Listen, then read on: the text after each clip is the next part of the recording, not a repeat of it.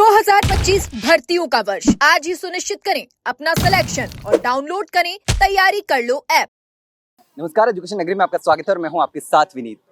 राजस्थान की 2021 की एसआई भर्ती रद्द करने के विरोध में जो चयनित अभ्यर्थी थे वो अब विरोध पर उतर आए हैं और न्याय की मांग कर रहे हैं, क्योंकि जिस तरीके से भर्ती रद्द हुई, उनका कहना है कि इस भर्ती में जिन्होंने ईमानदारी से मेहनत की और मेहनत करके नौकरी ली है उनका क्या होगा। कुछ लोग फर्जी थे, लेकिन ज्यादातर लोग जो थे उन्होंने ईमानदारी से नौकरी ली है, उनका यही कहना है। आप देख सकते हैं तमाम जो अभ्यर्थी हैं वो यही अभ्यर्थी है और उनके हाथों में आप तख्तियां देख सकते हैं कि न्याय नहीं तो इच्छा मृत्यु तक की मांग कर रहे हैं। देखिए इनके हाथों में तख्तियां हैं। तो हम उनसे बात करेंगे कि किस तरीके से लगातार अब मांग कर रहे हैं। तो यहाँ पर वापस से कोर्ट का जो फैसला आया है उसके बाद आप वापस से प्रदर्शन कर रहे हैं। अब आपके सब पास और भी ऑप्शन है, तो अब क्या मांग कर रहे हैं और क्यों प्रदर्शन जो धरना है, आंदोलन है, उसकी राह पर उतरा है? सर मांग यही है सरकार से, भाई सरकार निरोध जो बच्चे हैं ना जो सिलेक्ट हुए हैं उनके खिलाफ डबल बेंच में और सुप्रीम कोर्ट में जाने के लिए तैयार रहे। इनके साथ में क्यों निर्दोषियों के साथ में न्याय होना चाहिए,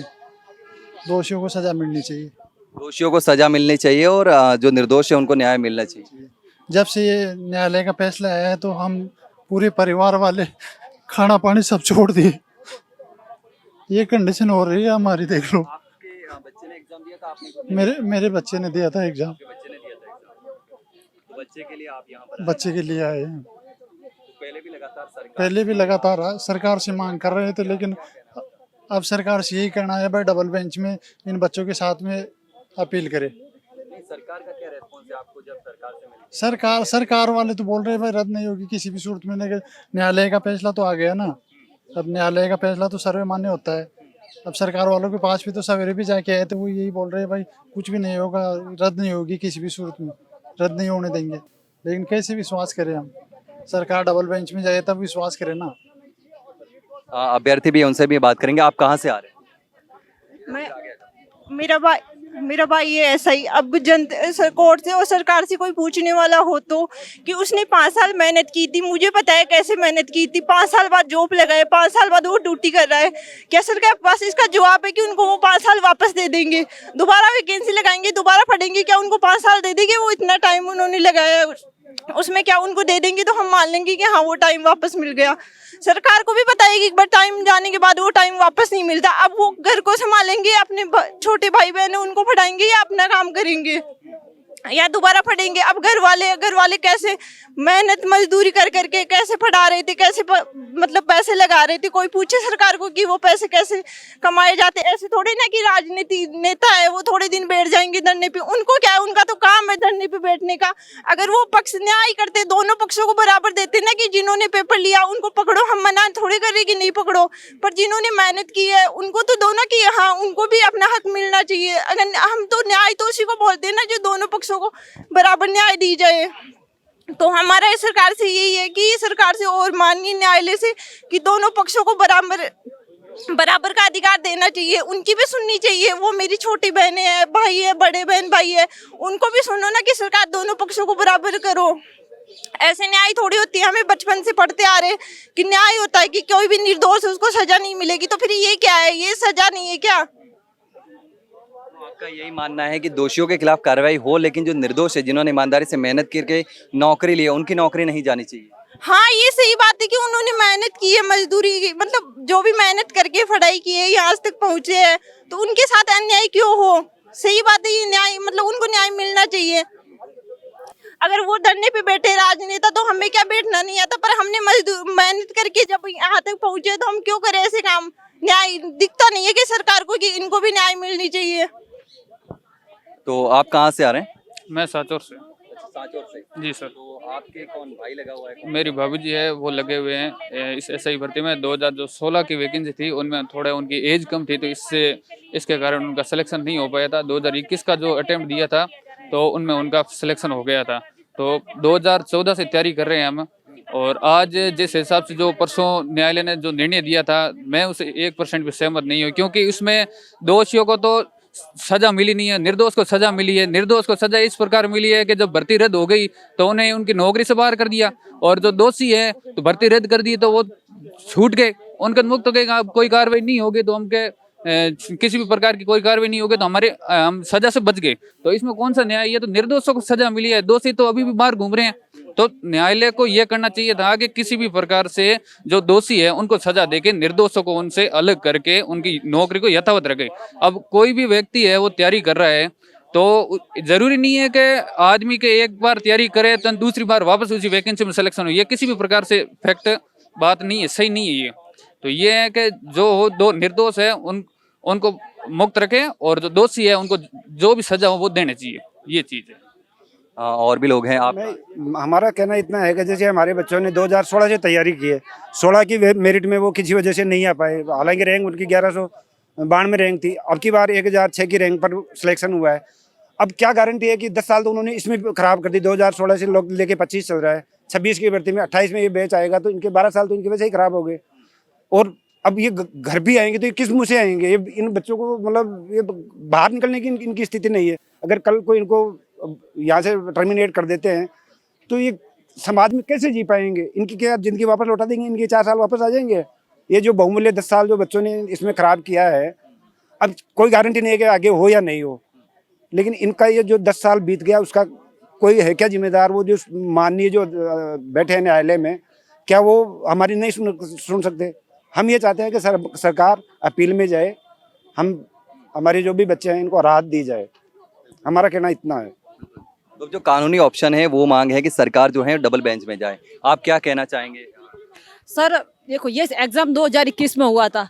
हमने पूरी लीगल तरीके से जो प्रोसेस होता है सिस्टम का, उसके तहत हमने पार्ट लिया, एग्जाम दिया। जो फर्जी थे वो जमानत पे बाहर घूम रहे, वो उन्हें कोई फर्क नहीं पड़ रहा। लेकिन हम जैसे लोग जिन्होंने इस पूरी प्रक्रिया को एकदम सरकारी तरीके से, नियमबद्ध तरीके से हमने भाग लिया, सारी प्रक्रिया को पूरी तरीके से किया, पूरी ट्रेनिंग की, दिन में 12 घंटे, सुबह 4 बजे से लेकर शाम को 7 बजे हमारा पूरा टाइम होता था। इस बीच हमारे कहीं ज्वाइनिंग आई, हमने ज्वाइन नहीं की क्योंकि हमारे पास ये था कि भाई सरकारी नौकरी है, एक निश्चितता होती है। अब उसके बाद अगर हमसे हमारी 4 साल के बाद अगर नौकरी छीन ले तो बताओ हम कहाँ जाए? आज हमारी एज 28-30 साल हुई है तो हमारे फैमिली को हमसे उम्मीद है कि हम दोबारा जीरो से शुरुआत कर पाएंगे? हमारे जो कीमती समय गया है उसकी भरपाई कौन करेगा? और जब जांच एजेंसी को और ये तो तथाकथित नेता है उन्हें पता था कि भाई फर्जी हुई है, एग्जाम में धांधली हुई है, तो 21 में ये लोग कहाँ थे? 21 में क्यों नहीं रद्द कराया? फिर भी मैं गवर्नमेंट से भी यही कहूंगी, अगर इतनी धांधली थी तो हमें ज्वाइनिंग क्यों दी? हमारे पास दूसरे ऑप्शन थे, हम बेहतर जा सकते थे। लेकिन एंड दैट 2 साल बाद किसी भर्ती को रद्द करना बिल्कुल गलत है। माननीय सुप्रीम कोर्ट ने भी कहा है कि नीट वाले भर्तियां जितने भी फैसले हो उसमें अगर छटनी करना संभव है तो फिर किसी के साथ तो छटनी की जानी चाहिए। और जो लोग सही तरीके से पूरे नियमों का पालन करते हुए ज्वाइन हुए उन्हें बर्खास्त नहीं किया जाना चाहिए क्योंकि उनमें इनकी कोई गलती नहीं थी। लेकिन पहले एसओजी का ये कहना था कि सेग्रीगेशन करना पॉसिबल नहीं है, हालांकि बाद में वो अलग अलग बयान आए। एसओजी ने जब दोबारा रिपोर्ट आई तो माननीय न्यायालय में एसओजी ने खुद कहा है कि सेग्रीगेशन पॉसिबल है और सरकार ने भी कहा है कि जांच चल रही है और हम भी ये चाहते हैं कि जो दोषी हो उन्हें बाहर किया जाए, जांच लगातार चले। और बाद में भी एसओजी ने भी यह माना है कि सेग्रीगेशन पॉसिबल है। हम 859 लोग हैं, सिर्फ 53 लोग गिरफ्तार हुए जो पूरी भर्ती का 5 से 6% भी नहीं है, उसकी सजा बाकियों को क्यों दे? और ऐसा नहीं है कि सिवाय इस भर्ती में हुए, फर्स्ट ग्रेड में हुए, JN में हुए, PTI भी भर्ती भी चल रही है, तो सिर्फ इस भर्ती पर आज क्यों? मेरा सीधा सा सवाल है।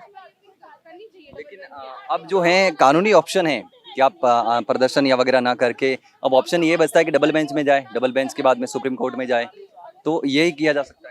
निसंदेह सर, हम डबल बेंच पे जाएंगे, सुप्रीम कोर्ट में जाएंगे क्योंकि हमें पता है कि न्याय एट द एंड हमें न्याय मिलेगा, हमें न्यायपालिका पर पूरा भरोसा है। लेकिन अगर हम यहाँ से अगर हम अपने प्रदर्शन अगर सब लोग इकट्ठे होते हैं तो हम कम से कम जनता तक, मीडिया तक अपनी बात पहुँचा पाएगी हमारी क्या गलती थी, बस हम इसकी सजा क्यों मिले, इतनी बात है। बाकी सर मेरा इतना ही कहना है इस मामले में कि सरकार जल्द से जल्द DB में जाए और हम खुद भी जाएंगे, सरकार हमारा पक्ष ले और फैसला हमारे पक्ष में आए और मीडिया भी हमें निष्पक्ष तरीके से हमारा दुख दिखाए। आपने सुना कि किस तरीके से लगातार अभ्यर्थी जो हैं वो लगातार मांग कर रहे हैं और उनका यही कहना है कि हमारे साथ में अन्याय हुआ है। जो अभ्यर्थी हैं उनसे हम बात करेंगे कि किस तरीके से लगातार जो है वो हमारे साथ गलत हुआ है। और भी तमाम अभ्यर्थी हैं उनसे हम बात करेंगे। आप अभ्यर्थी हैं सारे लोग? हाँ, तो ये थोड़ा सा इधर आ जाइए। तो क्या कहना चाहेंगे आप? चूंकि भर्ती मैं ये कहना चाहती हूँ, मेरी मांग है कि मैं सेकंड ग्रेड में, फर्स्ट ग्रेड में उनमें भी चयनित हो सकती थी क्योंकि मैं उन भर्तियों में 1 नंबर 2 नंबर से ऐसे रही हुई हूँ। लेकिन मुझे ऐसे लगता है कि सब इंस्पेक्टर से ज़्यादा उन भर्तियों में भी फर्जीवाड़ा हो रहा है। तो मेरी मांग सरकार से ये है कि अगर इस भर्ती को रद्द किया है तो सारी भर्तियों को रद्द किया जाए क्योंकि इसमें 3 स्टेप है।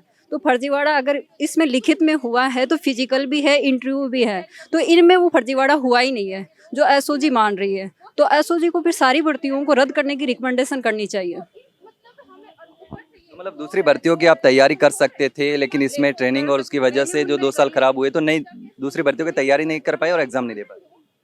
बीच में जो भी वैकेंसी आई उनकी मैं तैयारी नहीं कर पाई। उससे पहले मैंने फर्स्ट ग्रेड दिया था, सेकंड ग्रेड दिया था, लेकिन उसमें इनसे भी ज़्यादा फर्जीवाड़ा हुआ था। तो मैं 2 नंबर से 1 नंबर से ऐसे रह गई उनमें। तो मेरी सरकार से यही मांग है कि सारी भर्तियों को रद्द किया जाए, फिर हम उनमें भी वापस बैठे, हमें मौका दिया जाए उनमें भी। अगर इसको रद्द कर रहे हो तो सबको की जाए। आप कहाँ से आ रहे हैं, क्या कहना चाहेंगे? मेरा नाम पूजा है, मैं जयपुर से ही हूँ। मैं ये सरकार से ये कहना चाहती हूँ कि जैसे कि सब इंस्पेक्टर भर्ती परीक्षा को रद्द किया गया है, वैसे सभी भर्तियों में भी जांच करी जाए और उनको भी रद्द किया जाए, क्योंकि हम दोषी नहीं है तो हमें सजा क्यों दी जा रही है? हम तो निर्दोष है, हमें क्यों सजा दी जा रही है? मैं काफ़ी सालों से तैयारी कर रही हूँ, 7 साल से मैं तैयारी कर रही हूँ। मेरा पहले रीट में सिलेक्शन हुआ, सरकार ने रीट को रद्द कर दिया। मेरा सेकंड ग्रेड में सिलेक्शन हुआ, सरकार ने सेकंड ग्रेड को भी रद्द कर दिया।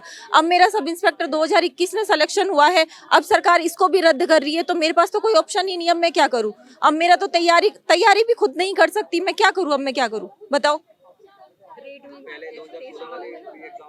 हाँ, 2016 वाला एग्जाम भी मैंने दिया था सब इंस्पेक्टर का, उसमें मेरा इंटरव्यू में सिलेक्शन नहीं हो पाया था। फिर उसके बाद मैंने टीचर की तैयारी शुरू करी, मेरा टीचर में सिलेक्शन हो गया था 3rd ग्रेड का, लेकिन सरकार ने उसको भी रद्द कर दिया। फिर 2nd ग्रेड में हुआ तो उसको भी रद्द कर दिया, और फिर मेरा सब इंस्पेक्टर में चयन हुआ तो सरकार अब इसको भी रद्द कर दिया। अब बताओ हम कहाँ जाएं? लगातार तैयारी कर रहे हैं, लेकिन जिस तरीके से भर्ती रद्द हुई है तो जो तैयारी कर रहे थे उनके साथ में उनका कहना है कि गलत हुआ है। आप क्या कहना चाहेंगे? जयपुर से ही है, बाहर से? मैं बाहर से हूँ, मैं अलवर जिले से। मुझे 5वीं साल चल रही है, मैं 2 नौकरियाँ छोड़ के तीसरी नौकरी में अब आई हूँ, लेकिन मेरा प्रोबेशन अभी कंप्लीट नहीं हुआ है। मैं सोची कुछ अच्छा करूँगी। अब मेरी बेटियाँ बड़ी बेटियाँ हो गई, उनको अच्छे स्कूल में अब की बार मैंने डाला कि सब कुछ ठीक हो गया, उनको अच्छे से पढ़ाऊंगी लिखाऊंगी। लेकिन अब सारे रास्ते अगर ऐसे बंद हो जाएंगे तो उनका भविष्य क्या होगा? तो सबको ध्यान में रखते हुए और हमारे लिए अच्छा कोई फैसला ले जो उनका भविष्य बन सके, बस मैं यही कह। तो आपके कितने बच्चे, एक बार वो बताइए कि कब से तैयारी कर रहे, कब से लगे हुए? इससे पहले कौन कौन सी नौकरी आप तैयारी कर रहे थे, लगे थे? मैं 2016 से ही इसमें मैं तैयारी कर रही थी, लेकिन पहले मेरा कांस्टेबल भीलवाड़ा से मेरा सिलेक्शन हुआ 2021 में, उसमें ज्वाइन किया मैंने। 1.5 साल वहाँ करके मेरा पटवारी में सिलेक्शन हुआ, 1.5 साल वहाँ करके आई। उसके बाद मेरा सब इंस्पेक्टर में हुआ तो मैं यहाँ आ गई। मैंने सोचा सब कुछ ठीक हो जाएगा। मेरी सास बिल्कुल बूढ़े हैं तो मैंने सोचा उनको बुढ़ापे में कुछ तो मैं उनकी सहायता कर पाऊंगी, लेकिन अभी इनके फैसले से सब आहत है, सब बहुत परेशान है। इससे पहले आप नौकरी में थे या छोड़ दी थी? पहले मैं जॉब में थी, पहले कांस्टेबल, उसके बाद पटवारी, अब मैं सब इंस्पेक्टर में आई थी। लेकिन ये कुछ अच्छे के लिए आई थी, पता नहीं था ऐसा हो जाएगा। तो एसआई के लिए आपने पटवारी की जॉब छोड़ी? मैंने कांस्टेबल छोड़ी, पटवारी छोड़ी और अब मैं इसमें आई थी। तो ऐसे सरकार से बस मेरी यही प्रार्थना है कि ऐसे नौकरी नहीं छीने और सब कुछ अच्छा करे बस। लेकिन कोर्ट के आदेश के अनुसार वापस उस नौकरी में जा सकते हैं जो नौकरी छोड़ करके आप इस भर्ती में आए थे। लेकिन उसमें अगर उसी में रहना होता तो इतने बड़े सपने क्यों देखते? कुछ तो देखा था, उसके लिए मेहनत की थी, पटवारी के लिए मेहनत की थी, पटवारी में हो गया। लेकिन पटवारी में आने के बाद भी कहीं ना कहीं मेहनत थी हमारी कि हमें सब इंस्पेक्टर बनना है। उसके लिए क्या पटवारी की मेहनत से यहाँ पे आए थे क्या? वो सब इंस्पेक्टर की मेहनत थी, तो हमारी मेहनत ऐसे बेकार नहीं जानी चाहिए और नहीं जानी चाहिए बस। और भी अभ्यर्थी, हम उनसे भी बात करेंगे। यहाँ पर तमाम जो एसआई भर्ती के अभ्यर्थी जो पीड़ित हैं, जिनका कहना है कि भर्ती रद्द होने से उनके साथ गलत हुआ है। आपने भी एग्जाम दिया था, क्या कहना चाहेंगे? हाँ जी, मैं अजमेर ज़िले से हूँ। मैं पहले 2021 में सेलेक्टेड हूँ। मैं 15 महीने वहाँ जॉब करके एसआई में सेलेक्ट हुई, फिर एसआई ज्वाइन किया है। अब कह रहे हैं 5 साल बाद कि ये भर्ती रद्द हो गई, तो मैं तो उस जॉब को भी छोड़ के आई हूँ, ना तो इधर की रही ना उधर की रही। अब हम कहाँ जाएँ? यूँ तो है नहीं कि हम पेपर लेके आए हैं, खरीद के आए हैं। हमारे परिवार की आर्थिक स्थिति इतनी अच्छी नहीं है कि हम इतने पैसे दे के पेपर खरीद लें। आप चाहो तो इन्वेस्टिगेशन कर सकते हो। तो अब हम जाएं कहाँ? 5 साल से हम पढ़ते ही रहे क्या? क्यों? जहाँ जाए वहाँ हमको यही टेक दिया जाता है कि फर्जी है। हमारी मेहनत को कोई देख ही नहीं रहा। क्यों? क्या गलती की है हमने? पढ़ के आए हैं, यही सेलेक्ट हो गई, ये गलती है क्या हमारी? या सरकारी नौकरी की तैयारी की, ये गलती है हमारी? करनी नहीं चाहिए। मैं तो कहती हूँ इस तरह से सिस्टम से पूरा भरोसा ही उठ जाएगा विद्यार्थियों का। आप देख सकते हैं किस तरीके से परेशान है अभ्यर्थी। आप कहाँ से आ रहे हैं, क्या कहना चाहेंगे? सर मैं ब्यावर से हूँ। मेरे पूरे नहीं बस इधर। मैं ब्यावर से हूँ। मैं पूरे डिस्ट्रिक्ट से एक अकेली लड़की सेलेक्ट हुई थी और मेरी पूरी कास्ट से हमारा पूरा जो समाज है उस समाज से मैं इकलौती लड़की सेलेक्ट हुई थी। पूरे समाज में ये बात फैल चुकी है कि हमारी एक थानेदार बनी है और उसके बाद में आज ये कहते हो कि भर्ती रद्द हो गई, तो हम कहाँ जाए? ये बताओ, उस समाज को क्या मुंह दिखाए? वो समाज तो यही सोचता होगा कि ये भी कहीं फर्जी होगी। जब सरकार ने हमारे को ये टैग दे ही दिया तो इस टैग को कहाँ से हटाए हम? ये बताओ। क्या हम वापस से सरकार ये कहते हैं कि हम भर्तियाँ जो ये जितनी सीट है वो बढ़ा देंगे, ऐड कर देंगे और आप वापस आ जाओगे? तो क्या जरूरी है कि किस्मत हर बार हमारा साथ दे? अगर सरकार को इतना अपना सरकार को ये विश्वास है कि है ना वापस आ जाएंगे, तो उनके ऊपर भी कई बार ऐसा लगता है कि वोटों की धांधली हुई है, इसकी धांधली, तो सरकार चुनाव वापस क्यों नहीं करवाती है? उनको भी विश्वास होना चाहिए कि हमारे कैंडिडेट तो हमारे को वापस से वोट देंगे। यह क्यों नहीं करती है सरकार? अगर उनको ऐसा विश्वास है तो हम ये एक ही चीज़ चाहते हैं कि हमारे साथ न्याय करें और हमें हमारी भर्ती को यथावत रखें। इससे ज़्यादा मैं कुछ नहीं कहना चाहूँगी। तो आप इनका दर्द जो है वो सुन सकते हैं, आप क्या कहना चाहेंगे? सर मैं ऐसे बोलना चाहती हूँ, हमारे 250 से ज़्यादा बच्चे तो ऐसे जिन्होंने 2018 वाली भर्ती का इंटरव्यू दिया था, तो क्या वो 2018 में भी फर्जीवाड़े से गए थे? तो अगर वो 2018 में हम 250 लोग फर्जीवाड़े से गए तो फिर वो भर्ती कैसे सही हो सकती है? हमने 2016 से मैं लगातार मेहनत कर रही हूँ। 2018 वाली भर्ती मेरे 894 रैंक आई। अब मैं 2021 में मैंने तैयारी करी लगातार 10 साल की मेहनत के बाद में। अब बोल रहे भर्ती रद्द हो जाओ। क्या जरूरी है कि मैं इस वाली भर्ती में सिर्फ रनिंग सिर्फ 17 सेकंड में होती है? अगर मैं 1 सेकंड भी लेट हुई उसमें, मेरे को जीरो नंबर मिला, तो मेरी किस्मत का मेरी 10 सालों की मेहनत का हर्जाना कौन भुगतेगा? और हमें क्यों बर्बाद किया गया? तो एसओजी ने इतनी सारी भर्तियों के बारे में बताया साफ साफ कि ये भर्ती लीक, लेक्चरर का 15 दिन पहले पेपर लीक हुआ था। तो लेक्चरर क्या सामाजिक प्राणी नहीं है? क्या वो इतने सारे बच्चों को पढ़ाएगा? तो क्या उससे सामाजिक बच्चों पर क्या प्रभाव पड़ेगा? 15 दिन पहले पेपर लीक हुआ था, तो उन भर्तियों का कोई लेना देना नहीं कि उनको रद्द करेंगे क्या करेंगे। सिर्फ हमारी भर्ती के पीछे पड़े हुए एक राजनीतिक एजेंडा बना दिया। लेकिन इन कांग्रेस बीजेपी कांग्रेस ये तो जब से लोकतंत्र का जन्म हुआ तब से लेके हमारे मरने के बाद तक चलती रहेंगी। लेकिन हमारा क्या कसूर है भाई? कांग्रेस बीजेपी में डाल देती है, बीजेपी कांग्रेस में डाल, हमें कोई मतलब नहीं है। हम पढ़ के आए हैं कितनी बार, मतलब कि मैं आरएस के इंटरव्यू में 1 नंबर से रही, आरएस की हम तैयारी करते थे। ऐसा ही में 2018 वाली एग्जाम दी। अब क्या पूरी जिंदगी हमें शादी वादी कुछ नहीं करनी? जो तलाकशुदा है हमारे साथ की, जो विधवा कैटेगरी से लगी है, उनकी इतनी बड़ी बेटियां हो गई, वो अपनी बेटियों को पढ़ाएंगे कि खुद पढ़ेंगे? पैसे कौन देगा उन बेचारियों को? बताओ कौन देगा? सरकार देगी पैसे? सरकार बोल रही है उनको पहले वाले विभागों में भेज दो। केंद्र सरकार से आए हैं, रिजाइन करके आए, उनको कहाँ भेजोगे? जिनका प्रोबेशन ही पूरा नहीं हुआ उनको आप कहाँ भेजोगे? ये बताओ।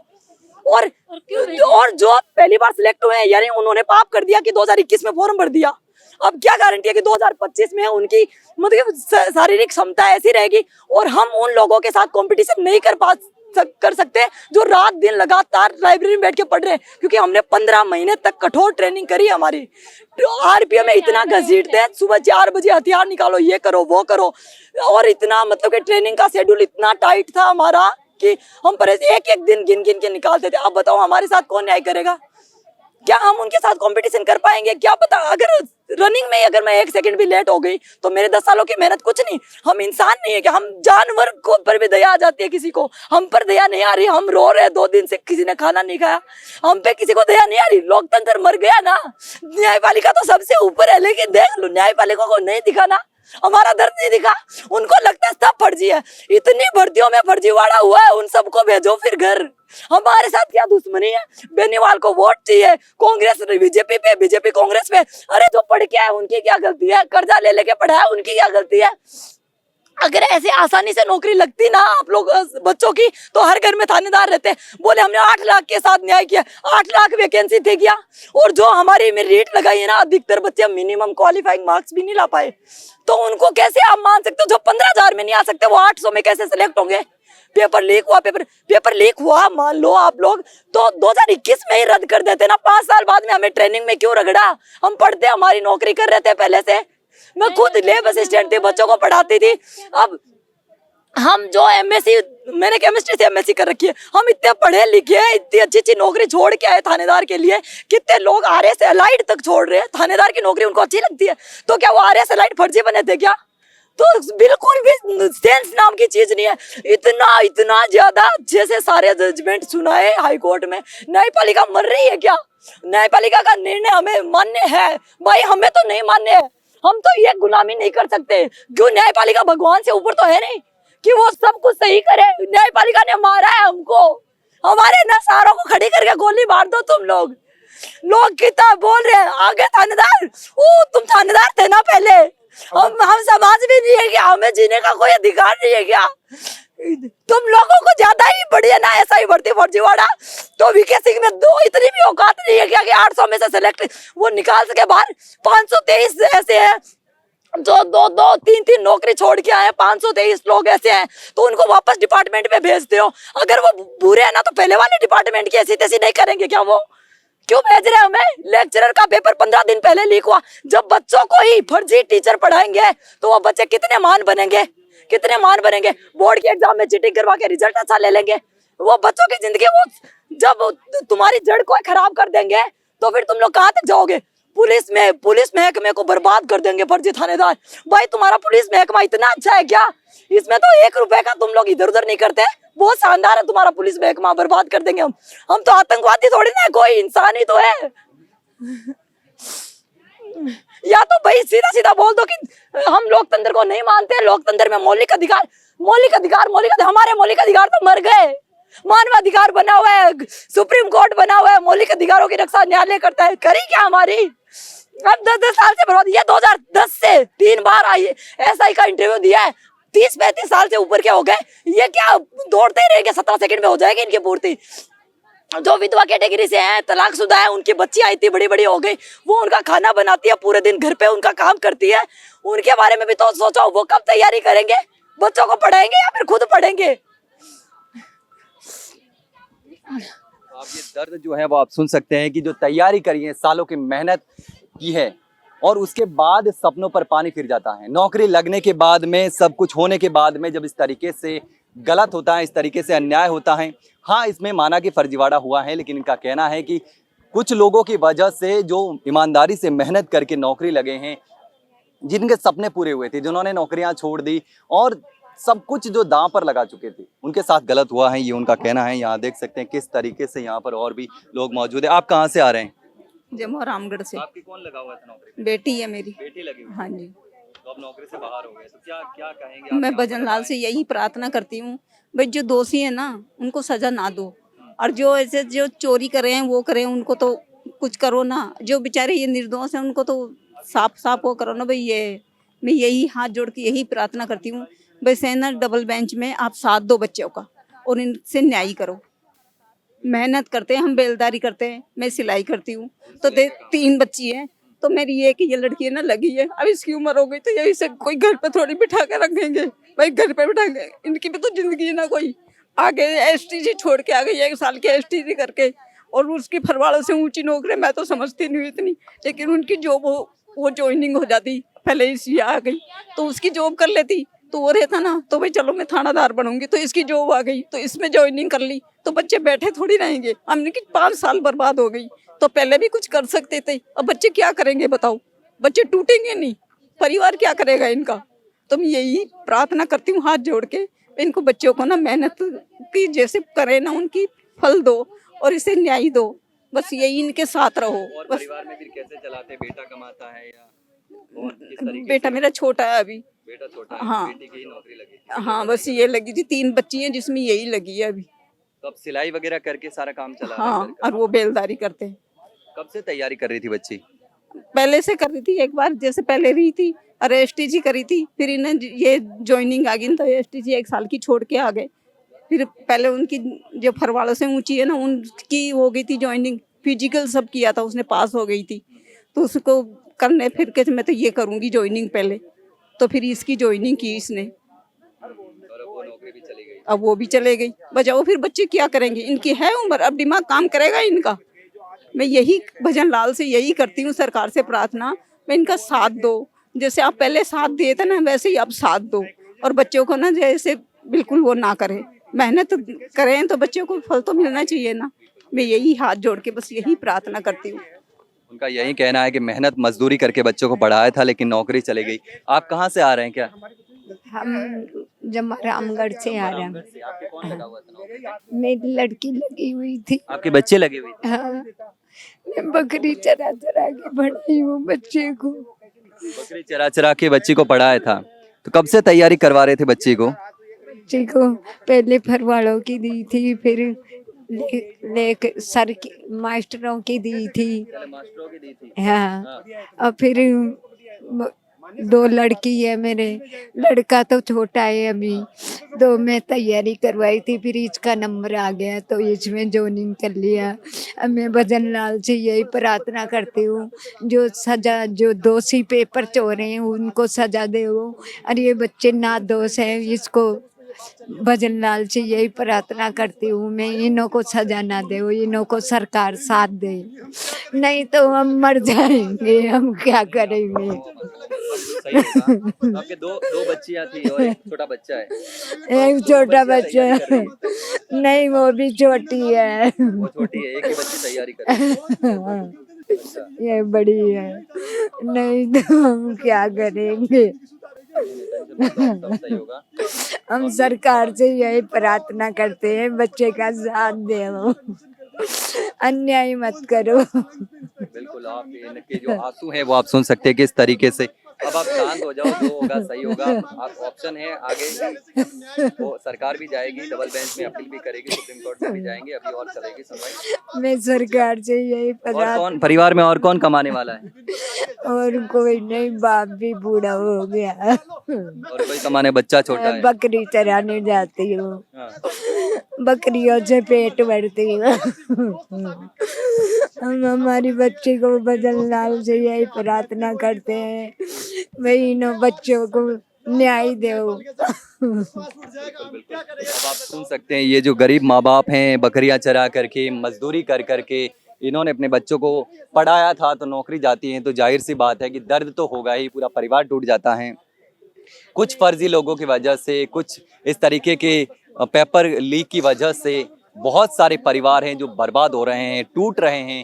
माना कि इसमें फर्जीवाड़ा हुआ था, लेकिन ये आंसू, ये दर्द, ये जो दुख है वो शायद ही कोई समझ पाएगा। ये दुख, ये आंसू जो हैं वो शायद झूठ नहीं बोल सकते। आंसू जो हैं वो इन अभ्यर्थियों की जो परेशानियां हैं, इन गरीब परिवारों की जो परेशानियां हैं, वो साफ तौर पर दिखा रहे हैं कि किस तरीके से यहाँ पर गलत तो हुआ है। पेपर लीक के फर्जीवाड़े की वजह से बहुत सारी भर्तियां हैं जिसमें पेपर लीक हुआ, फर्जीवाड़ा हुआ, पीटीआई भर्ती हो, चाहे आरएएस भर्ती हो, चाहे रीट हो, इन तमाम भर्तियों में फर्जीवाड़ा हुआ है। लेकिन इनका कहना है कि जब बहुत सारी भर्तियों में फर्जीवाड़ा हुआ है तो सिर्फ और सिर्फ ऐसा ही भर्ती को ही लीक क्यों किया गया है, ऐसा ही उसका पेपर क्यों रद्द किया गया है, दूसरी भर्तियों में क्यों इस तरीके से पेपर भर्ती जो है वो रद्द नहीं की गई, लेकिन इसमें हुआ है। तो ये तमाम अभ्यर्थी जो हैं वो पेपर लीक और फर्जीवाड़े की वजह से जब भर्ती रद्द हुई तो उनके साथ गलत हुआ है। आप देख सकते हैं किस तरीके से इन परिवारों का दुख है, दर्द है, वो आप समझ सकते हैं। लेकिन अब देखना होगा कि आखिर अब आगे क्या होता है। सरकार के पास ऑप्शन है कि वो डबल बेंच में अपील करे, उसके बाद में डबल बेंच का फैसला अगर सरकार के इनके पक्ष में नहीं आता है तो सुप्रीम कोर्ट जाने का रास्ता बचता है। लेकिन अब देखना ये होगा कि आगे इस मामले में होता क्या है। सिंगल बेंच जो थी उसने अपना फैसला सुना दिया है और भर्ती को रद्द करने के आदेश जारी कर दिए हैं, जिसके बाद ये तमाम अभ्यर्थी, उनके परिजन जो हैं वो यहाँ पर इकट्ठे हुए हैं। लेकिन देखना होगा कि आखिर इस मामले में आगे होता क्या। फिलहाल के लिए इतना ही, जल्द मिलते हैं एक नई जानकारी के साथ, तब तक के लिए नमस्कार।